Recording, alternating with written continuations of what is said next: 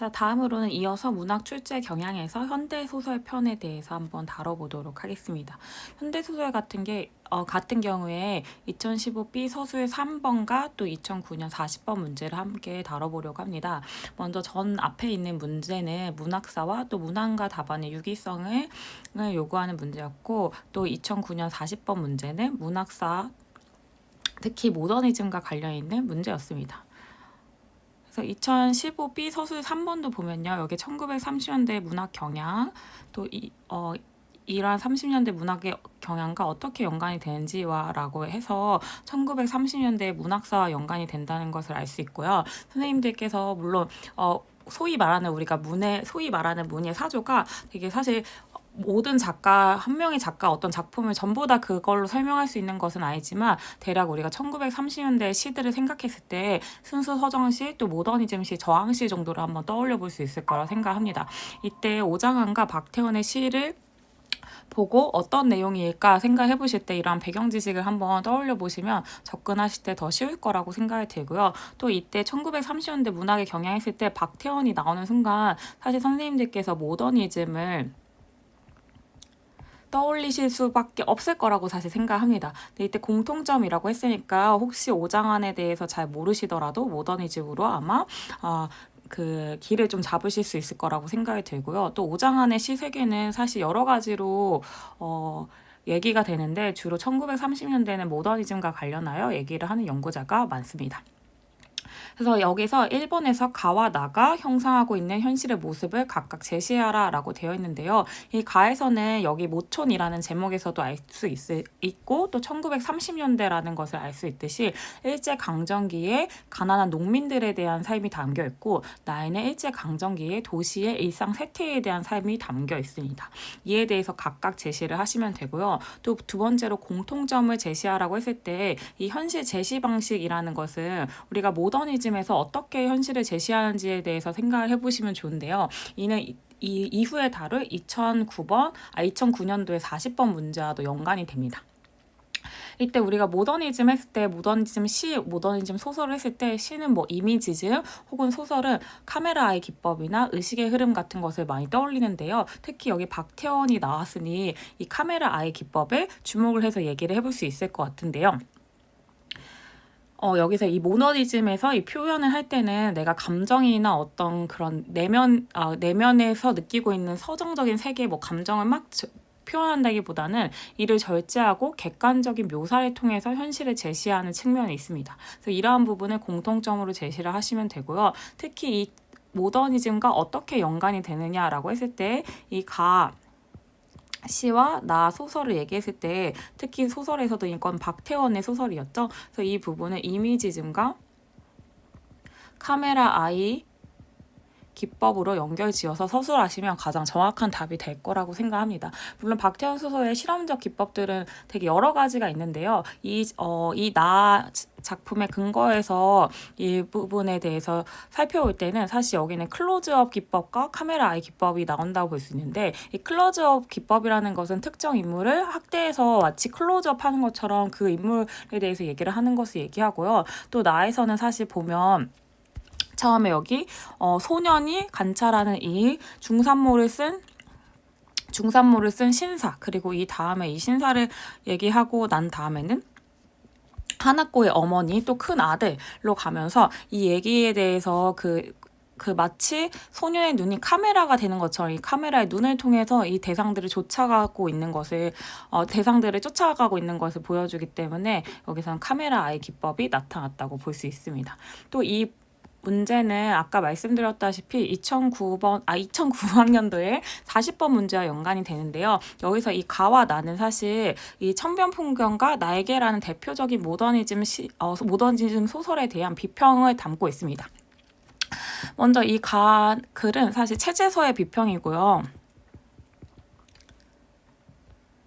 그리고 이 나 같은 경우에는 백철의 비평인데요. 사실 이 체제서와 백철의 비평보다도 이마의 비평, 이마의 그 체제서에 대한 반박 비평이 더 유명한데 여기서는 체제서와 백철의 비평이 담겨 있습니다. 여기서 보면 사실 이 체제서 같은 경우에는 리얼리즘의 학대와 리얼리즘의 심화를 설명할 때 각각 천면풍경과 날개라는 작품을 가져온 것을 볼 수 있습니다. 근데 이후에 설명하겠지만 사실 이 작품은 선생님들께서도 아시다시피 대표적인 모더니즘 작품이고요. 다만 체제서가 이것을 분석할 때는 당시의 주류 작품들이 리얼리즘의 작품이었고 모더니즘에 대한 이해가 좀 부족했기 때문에 이를 리얼리즘이라는 이름 하에서 다루고 있는 것을 알 수 있습니다.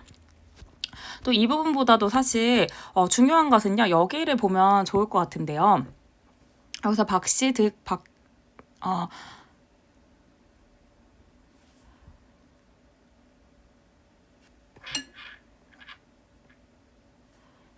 즉 박태원 같은 경우에는 객관적 태도로서 객관을 보았고 라고 나오고 이씨 즉 이상해 같은 경우에는 객관적 태도로서 주관을 보았다라고 나옵니다. 그래서 이 두 작가가 모더니즘 작품을 쓴 작가들인데요. 이 모더니즘의 기법을 체제서는 리얼리즘의 안에서 설명하려는 오류를 범하고는 있지만 왜냐하면 당시에 모더니즘이란 새로운 문학 정신과 기법에 대해서 좀 이에 대해서 생각을 하지 못하고 당대는 리얼리즘이 좀 더 대세였기 때문에 이러한 리얼리즘의 논리에 대해서 논리에 기대어서 설명을 하는 오류를 범하고 있는 것입니다. 다만 이러한 부분은 저희가 좀 주목할 만하다고 생각이 드는데요. 이 객관적 태도로 객관을 보았다라는 것이 방금 문제에서 다뤘던 카메라 아이와 연결이 되고 객관적 태도로서 주관을 보았다라는 것이 바로 이상의 날개와 같은 작품에 나타나는 의식의 흐름과 연결이 되는 기법이라고 할 수 있습니다. 따라서 이 부분에 대해서 만약에 선생님들께서 공부를 하셨다면 당연히 이러한 카메라의 기법 또 의식의 흐름 기법에 대해서 공부를 하셨을 거고 이를 바탕으로 풀 수 있는 문제였다고 생각이 듭니다. 그래서 모더니즘 소설도 이러한 기법들에 대해서 나온 문제였고 역시 상호 텍스트성 있게 작품을 분석하는 것이 중요하다는 것을 다시 한번 확인할 수 있는 문제였습니다.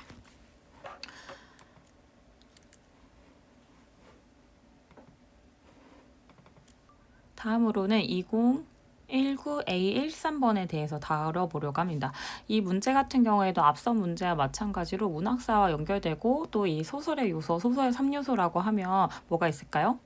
네, 주제, 구성, 문체가 있는데 이 구성의 3요소는 인물, 사건, 배경이죠. 그 중에서도 이 인물의 성격화와 관련되는 것, 또 그리고 사건에서 이 사건과 보통 연관이 많이 되는 이 소재와 관련해서 묻고 있습니다. 특히 이 소재가 사실 성격화에 기여를 하기 때문에 연구자에 따라서는 이 부분을 공간소의 개념을 활용해서 설명하기도 합니다. 선생님들께서 나중에 소설론에 대해서 공부를 해보시고 이 문제에 대해서 한번 다시 살펴보시기를 권합니다. 여기서도 마찬가지로 이 1930년대 소설사의 특징이라고 해서 결국 문학사에 대해서 연관 짓는 내용이 나왔는데요.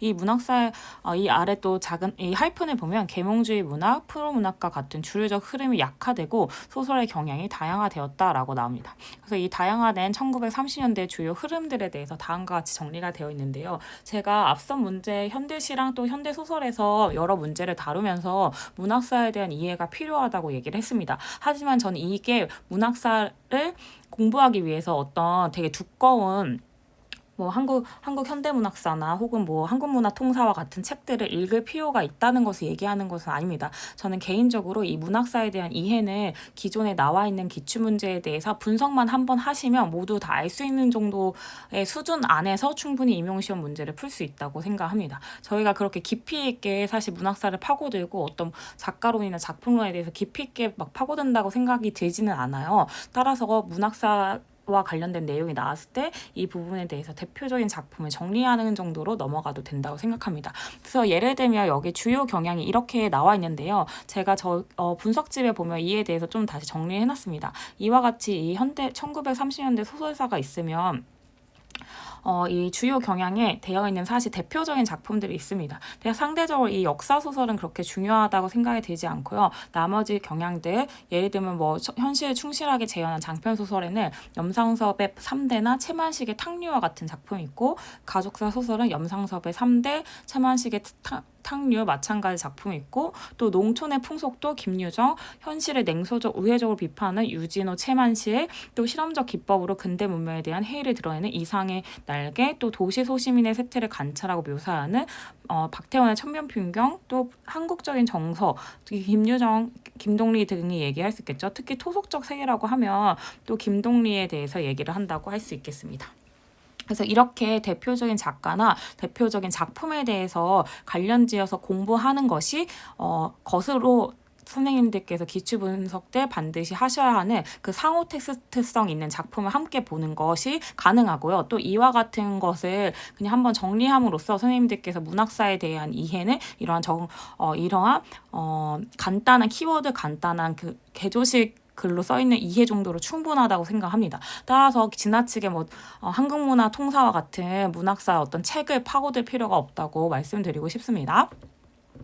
다시 돌아가서요. 여기에서 얘기를 나눠보려고 하는데요. 이 기역과 니은이 있죠. 그래서 우리나라 그 소설에서 사실 어떤 리얼리즘 소설이 어떻다 이렇게 또 단언하기는 어려운 측면이 있지만 간단하게 설명하면 기역은 리얼리즘 소설, 또 니은은 모더니즘 소설에 대해서 묻고 있습니다. 특히 이 중에서도 이 근대 문명에 대한 해이라고 해서 이상의 날개를 가져왔는데 이 근대 문명이란 것 곧 근대 자본주의 문명을 얘기하고요. 이 자본주의의 가장 꽃이 무엇일까요? 돈이죠. 이 돈과 관련된 문제를 묻고 있습니다. 또 그래서 이 돈을 가지고 이 인물이 어떻게 성격이 되는가에 대해 묻고 있는데 이 성격화라는 것은 선생님들께서 잘 알고 계시겠지만 인물의 성격이라고 하는 것은 우리가 흔히 일상에서 말하는 성격이 아닙니다. 그래서 우리가 일상에서 성격을 말할 때는 소심하다, 적극적이다, 착하다, 나쁘다 이런 것들을 얘기하는데요. 이러한 것들도 인물의 성격이 될 수 있지만 인물이 가지고 있는 다른 인물과 구별되는 독특한 특성, 예를 들면 종교에 심취해 있다거나 미신을 너무 믿는다거나 이러한 모든 것들이 인물의 성격이 될 수 있습니다. 따라서 돈을 가지고 각각의 인물들이 다른 타인들, 보통의 사람들과는 어떻게 돈을 다르게 취급하는지, 어떻게 돈을 접근하는지를 보고 이와 다른 부분, 다른 성격 태도에 대해 설명하며 이 인물의 성격이 어떤지를 얘기를 할 수 있는 겁니다. 따라서 이 부분 같은 경우에서는 가가 돈을 주고 돈에 얽매이지 않으려고 하는 것처럼 얘기하면서도 엄청나게 얽매여 있는 부분을 통해서 되게 이중적이고 양가적인 태도를 가지고 있다는 부분에 대해서 서술을 하시면 되고요. 또 나에서는 이 자본주의의 돈에 대한 쓰임을 이해하지 못한다는 것에서 이 나애가 무기력하고 혹은 무관심하고 유아적인 성격을 나타낸다는 것을 알면 되겠습니다. 그리고 다음으로는 2018 A8번 자서전들 쓰십시다라는 작품을 보도록 하겠습니다. 이 작품 역시도 사실 이 작가가 워낙에 중요한 작가여서 언제든지 출제할 가능성이 있다고 생각이 드는데요. 이 기억과 관련해서 보통 많이 나오는 오답이 있어서 이 부분을 관련해서 얘기를 나눠보려고 합니다. 이 문제는 제가 문항과 답안의 유기성, 즉 지문에 근거한 타당한 해석에 대한 예시로 가져온 문제인데요. 선생님들께서 한번 잠깐 멈춰보시고 기역, 니은에 들어갈 말이 무엇인지 한번 살펴보는 시간을 가졌으면 좋겠습니다. 그래서 맨 처음 이 가의 처음 시작 부분을 보면서 한번 기억을 따져보도록 하겠습니다. 먼저 여기서 말들은 정처도 없었고 주인도 없었다로 시작하죠. 그리고 지육이 꾸며온 수많은 해고록과 자서전들에 동원했던 말들 역시 그러했다. 그가 써온 원고지의 말들에는 애초부터 그것을 부리고 다스릴 수 있는 진짜 주인이 있을 수 없었다. 자서전의 주인공들은 애초부터 지육이 동원해온 말들과는 인연이 없는 위인들이었다. 지육이 그런 위인들을 위해 강제 봉사를 시켜왔을 뿐이었다. 말들은 마침내 스스로의 상실성에 둔감해졌고 스스로의 신뢰를 단념하기에 이르렀다. 말들의 슬픈 해방이었다. 지육은 이제 고삐를 벗어버린 말들의 유령을 부릴 수가 없게 되었다. 피무노 씨의 일을 더 이상 계속해 나갈 수가 없었다. 여기까지만 보도록 하겠습니다. 그리고 나로 가보겠습니다. 우리가 지금 여기를 읽었고요. 나의 교사의 얘기를 한번 보겠습니다. 선생님 이 말들은 정처도 없었고 주인도 없었다라는 부분이 이해가 안 가요. 주인공은 자신이 쓴 자서전이나 해고록이 대상의 본질이나 의미를 왜곡하거나 제대로 드러내지 못한 채 기억으로 전락하고 있다고 생각하는 거지요. 선생님들께서 많은 분들이 여기만 읽고 여기서 말들의 슬픈 해방이었다. 그리고 말들의 유령을 부릴 수가 없게 되었다. 이 부분에 대해서 연결지어서 이를 기역으로 쓰시는 경우가 많더라고요. 근데 물론 여기서 이미 각각 두어절이라고 해서 두어절이라 하면 덩어리가 두 개가 나와야 하죠. 그래서 말들의 슬픈 해방, 그럼 슬픈 해방, 혹은 말들의 유령 이런 식으로 선택을 해서 쓰는 것을 많이 봤습니다. 근데 사실 여기가 답이 아닌데도 불구하고 여기만 읽었는데요. 굳이 여기에 대해서 얘기를 한 이유는 이 부분에 해석을 사실 잘 못하시는 경우가 많은 것 같아서였습니다. 여기서 말들의 슬픈 해방이었다. 지읒은 이제 고삐를 벗어버린 말들의 유령을 부릴 수가 없게 되었다. 이 부분이 있는데 사실 이 부분은요. 그냥 이 지욱이라는 사람이 더 이상 글을 쓰지 못하는 상태가 된 것에 대해서 글을 쓰는 행위 자체가 말이라는 말들의 유령이라는 것을 부려서 글을 쓰게 하는 것이었는데 이것들이 더 이상 부를 수 없게 되었고 그래서 글을 더 이상 쓸 수 없는 상태가 말들의 슬픈 해방이라고 일컬은 것입니다. 그래서 이 부분 같은 경우에는 단순히 더 이상 이 내용에 대해서 쓸 수 없었다라고 얘기를 하는 것이기 때문에 그냥 주인공이 글을 쓰지 못하는 그 상태의 얘기를 한 것뿐입니다. 근데 이 교사의 말 같은 경우에는 주인공이 쓰고 있는 자서전이나 회고록이 대상의 본질이나 의미를 왜곡하거나 제대로 드러나지 못한 어떤 무언가 안 좋은 것으로 전락했다라고 얘기를 하는 것이기 때문에 이것에 대해서 넣는 것은 당연히 적절하지가 않습니다. 그러면 이제 어떤 것을 넣어야 될까 계속 얘기를 해보려고 하는데요. 시간 관계상 여기를 한번 읽어보도록 하겠습니다. 여기. 그래서 하지만 지욱은 이제 단념을 하지 않을 수 없었다. 피문호 씨를 단념하고 나서 마지막으로 한 번 더 최상윤 선생에게나 기대를 걸어보는 수밖에 없다고 생각했다. 최상윤 선생. 자기의 땅에서 자기 손으로 가꿔 얻은 감자만을 먹고 산다는 고집스러운 사내에게서라면 그의 해고록의 대필자로서나마 어떤 구체적인 인간사의 알맹이를 체험할 수 있을 것 같았다. 피문호 씨의 경우에서처럼 공허한 말의 유희에는 심신을 덜 시달려도 될 것 같았다라는 말이 나옵니다. 그래서 여기서 보면 공허한 말의 유희라고 되어 있죠. 그래서 이 피문호 씨의 그 자서전이나 회고록이 결국 본질을 담지 못하는 것, 본질을 왜곡하는 것이기 때문에 이것은 공허한 말에 지나지 않는다고 얘기를 한 거죠. 그럼 이 공허한 말의 유희에서 두 어절로 할 때 무엇을 인용하면 좋을까요?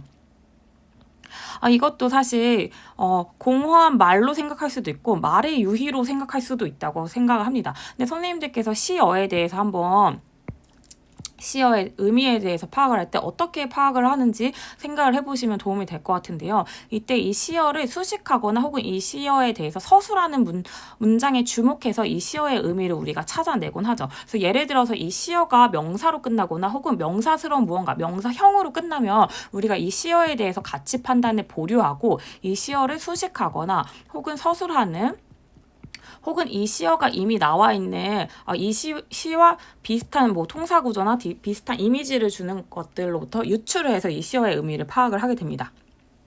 그래서 마찬가지로 공허한 말과 말의 유희가 있을 때 이 말의 유희라고 하면 유희는 그냥 쉽게 말하면 장난이죠. 그럼 말의 장난이라고 했을 때 이 장난이 좋은 건지 나쁜 건지에 대해서 사실 우리가 가치 판단을 하기가 어렵습니다. 그렇다면 수식하는 거 혹은 서술하는 것, 즉 약간 서술성이 있는 말에 대해서 보아야 하는데요. 여기서는 공허한 말이라고 나왔기 때문에 이 공허한이 중요해서 공허한 말이 기억에 들어갈 말이라고 볼 수 있습니다.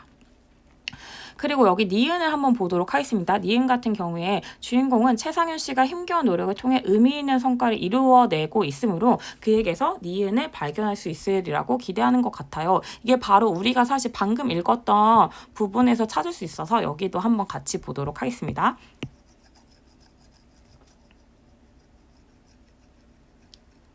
그래서 여기서 보면 이 구절이죠. 그 사내 최상윤 선생이라는 그 사내라면 그의 해고록이나마 대필자로서 어떤 구체적인 인간사의 알맹이를 체험할 수 있을 것 같았다라는 얘기가 있습니다.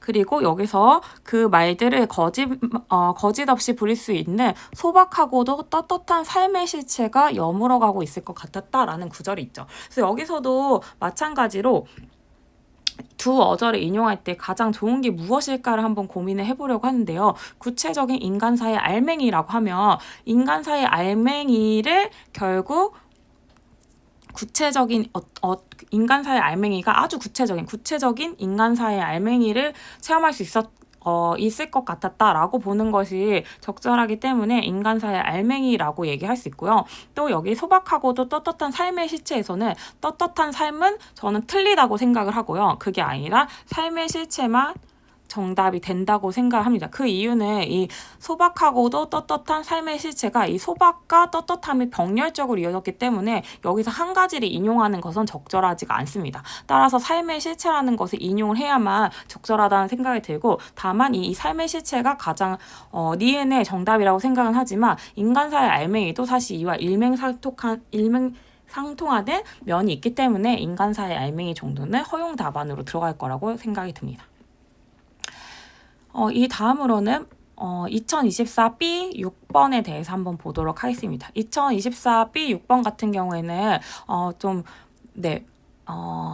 그간의 이전에 다루어졌던 작품들 중에서 상호 테스트성 있는 작품을 공부했다면 익숙한 작가라고 생각이 듭니다.